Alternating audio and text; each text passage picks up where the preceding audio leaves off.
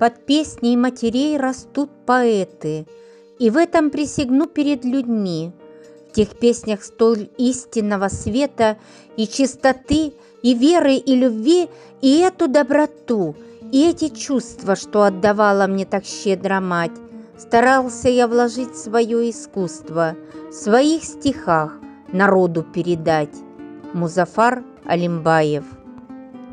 Наша страна – родина мастеров культуры и искусства.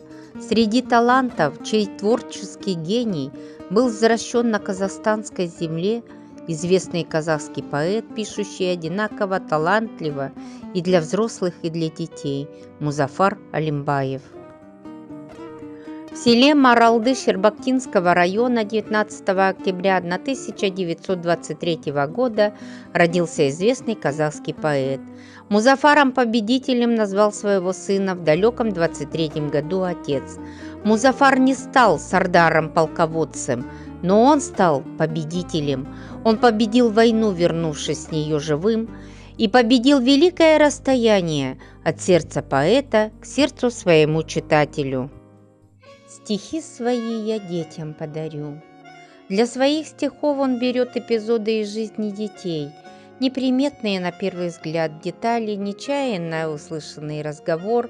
Своими стихами он зовет ребят к полезным делам, учит дорожить всем тем прекрасным, что есть у нас на родной земле Казахстана.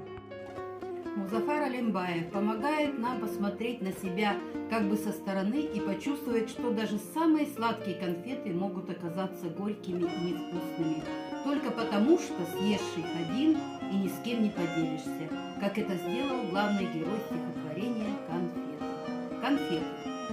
Рассказать свои секреты я, ребята, буду рад. Очень я люблю конфеты, мармелад и шоколад. Я вчера их съел немало, килограмм, а может 2. И представьте, горькой стала очень вкусная халва. Стали горькими тянучки и ромашки, и полет. Ни горстями, ни по штучке все равно не лезут в рот. Шоколадки, мармеладки, карамельки я не ем. Будет горько, если сладким не поделишься ни с кем. Читая стихи поэта, мы не только любуемся прелестями окружающего мира, но и предлагаем нам подумать, как сохранить этот мир. Поэтому не случайным является вопрос, который поэт задает в стихотворении: «Кто, если не ты?» Бедной косуле нельзя простудиться, ведь для косуль не бывает больницы. Кто заболевшую станет лечить, если в степи не бывают врачи? Дереву трудно обороняться, оно ведь не конь, не умеет легаться. Дерево молча сгорает костром, корчится молча под топором. Красный тюльпан того, кто сорвет, словом недобрым не попрекнет.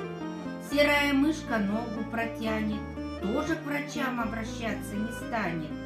Если к зиме нет запаса кормов, чиж быстрокрылый не будет здоров. Вряд ли тот чиж до весны доживет, если кормушку себе не найдет. Кто их накормит, кто защитит, кто им поможет, если не ты?